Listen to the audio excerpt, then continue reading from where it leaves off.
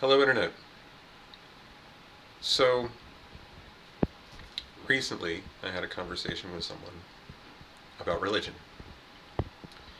And while I am a little bit self conscious about putting my beliefs out there, um, in part because I don't feel the need to, uh, preach, you know, but, and I certainly am not trying to change anybody's mind. But the topic did come up, and we talked about it at length. And I figured I might as well share a bit of that with you. um, I don't believe in a higher power, but that's not the same thing as saying one doesn't exist. I would never say that, because how would I know? You know, just because I've never met one doesn't mean it's not out there, and I'm not dead yet, so, I don't know what the future brings. I don't know if there's an afterlife or not. I can't say definitively, no, there is not, and I can't say that there's no God. I can't say that there's no whatever. So I'm not going to do that. Over the past few years, there seems to have been this rise of almost militant atheism, and I support a person's right to disbelieve as much as I support a person's right to believe.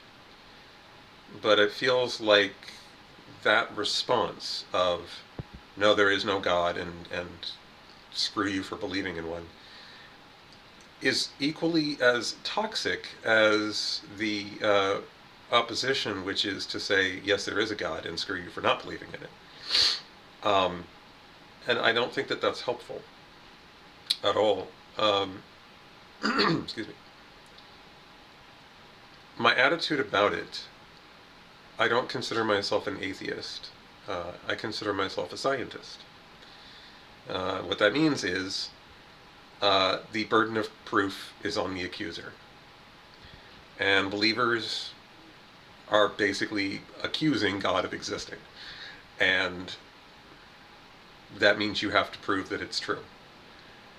And I'm kind of paraphrasing Ricky Gervais here, who recently appeared on The Tonight Show with Stephen Colbert. And he said, you say that God exists. I say, prove it. You say you can't. I say, well, I don't believe you then. That's exactly my attitude. I am a scientist when it comes to these sort of things. I'm completely open-minded. I am completely open-minded to any supernatural possibility. I just have never encountered one, so I don't believe in it. And I have to treat all supernatural possibilities as equally plausible. So that means that I put God in the same category as I would, say, Buddha, Jesus, Muhammad, Zeus, Odin. I mean, there's thousands of gods. And when you really kind of, when you really get down to it, they're all equally plausible, which is to say not very much. But who knows what's out there? It could be something we've never even thought of. It could be something that never even entered into our minds. And I'm open to that too. The higher power could be something organic. It could be aliens. I don't know. We could all be in the Matrix, whatever. We could be computer programs. We could be dreams. Anything's possible. And that's actually really kind of exciting, that anything is possible. And not knowing is kind of an adventure in itself. I can't choose any one religion over the other, in part because so many of them have flaws that I can't ignore, but also because so many of them have so much good going for them in equal measure, and I don't really know Like I wouldn't. If I could choose, if I could make myself believe, I don't know what I would make myself believe. I don't think I would pick a religion. They all seem to have that same basic core philosophy: do unto others as you would have them do unto you. Do as thou wilt with harm to none, and so on. And it's encouraging, and I support anybody who follows that, who really honestly follows that. I don't care what you believe, as long as it makes you a better person. What's the problem? As long as you're not being, militant about it, as long as you're not trying to use it to further your political agenda or your financial gains or whatever. As long as you're not hurting people with it, then I don't see the harm. Although I will say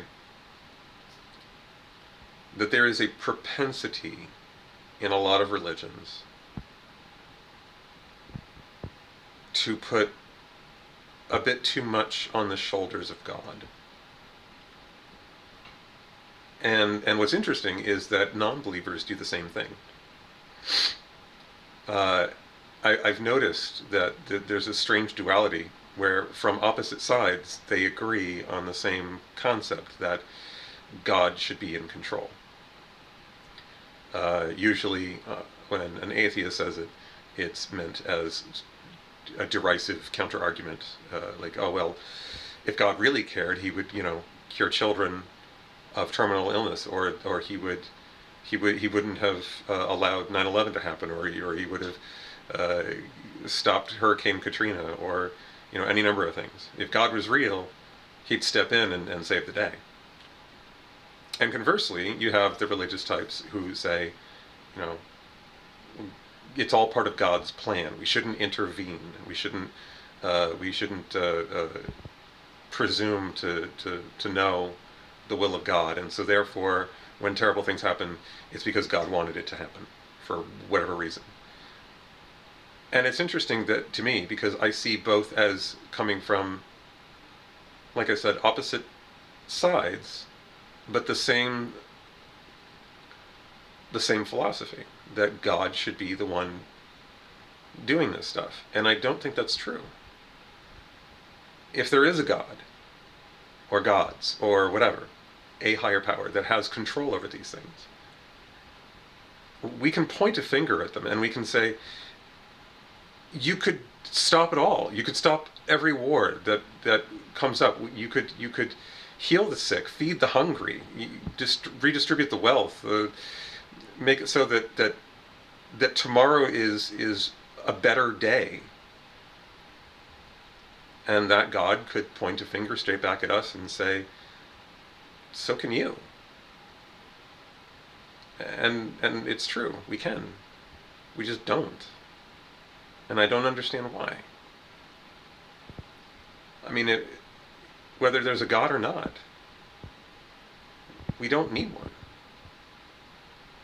We've got ourselves. And I think that should be enough.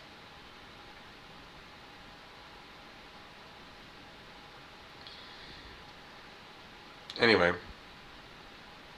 I just thought that was, something that I should commit to video. So, sorry I got a little rambly there, but, Anyway, so that's that. Sorry. Still dealing with my cold. I'll update soon. And, yeah, that's it for now. So, take care.